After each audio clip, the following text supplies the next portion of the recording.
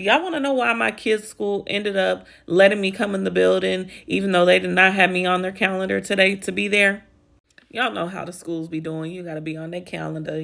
Parents can't just pop up. Or maybe if they can, comment down below and let me know, because I need to know where that school is, because we might need to come over there, and I might need to have my kids come over there, because I want to be able to come up in the classroom when I want to. I don't necessarily want to have to be on your schedule. I want to know how you doing when you teaching my kid and all of that. But this ain't about the teacher today. This is about the students population.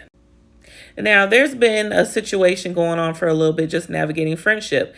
And according to school and the professionals, this is developmental normal, to say the least. Therefore, what's going on with friendships and friendships groups trying to figure it out. And mean girls, it starts in the 4th grade. Mean girls. Don't take this stuff with you in adulthood. Because then you end up having kids, and then they end up acting like these kids is being mean.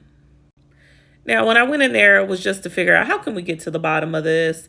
And because my daughter kind of just ended up being in it. And then a kid ended up taking a pair of scissors to recess and want to act like it's a weapon. So now we got a problem, and I got to pop up to the school.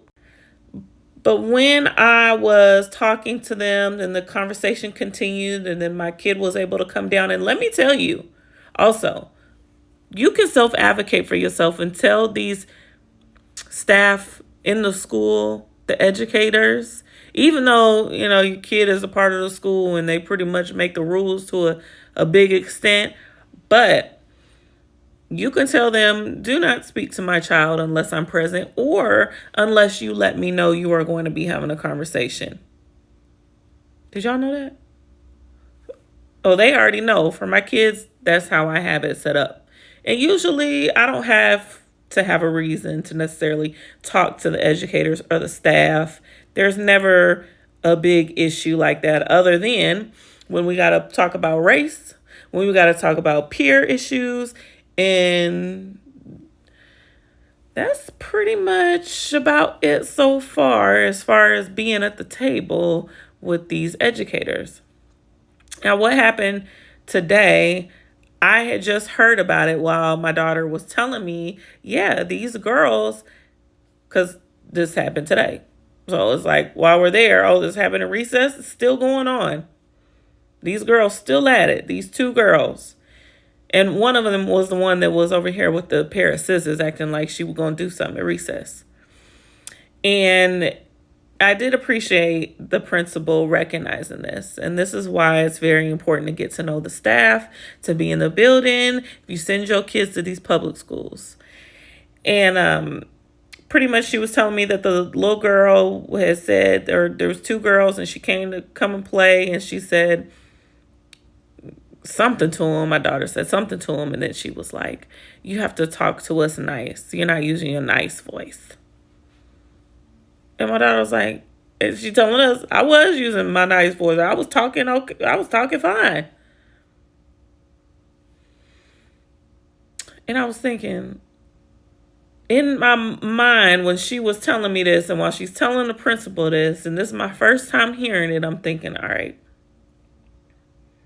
you better tell her, I'm about to walk away anyway. I don't want to talk to you no way. That's my, but I was just listening. And then we were pretty much wrapping up the end of our conversation. And she went off. And then I finished talking to the principal. And he wanted to talk to me about that comment. And now I can truly tell that the principal and the vice principal at this school really care and want to have conversations about equity, the big word. And we just so happen to be in a area where they're not hollering Black Lives Matter like maybe the other school district across the bridge is, so there's that. Location matters, obviously. But anyway, he pretty much has said, I think that was a microaggression. I believe that is what happened here. And, they're going to do their due diligence and talk to the kids. And he also told me that the toughest part, because I'm like, well, what do y'all do about this? Or, what's the next step? And thank you for noticing this, because to me, this is what I was thinking in my mind too. Like, who are you, white girl, to say something to me, black girl, like that? And I didn't come at you wrong. I came at you in my normal self. So right now I am trying to figure out, okay, that's it.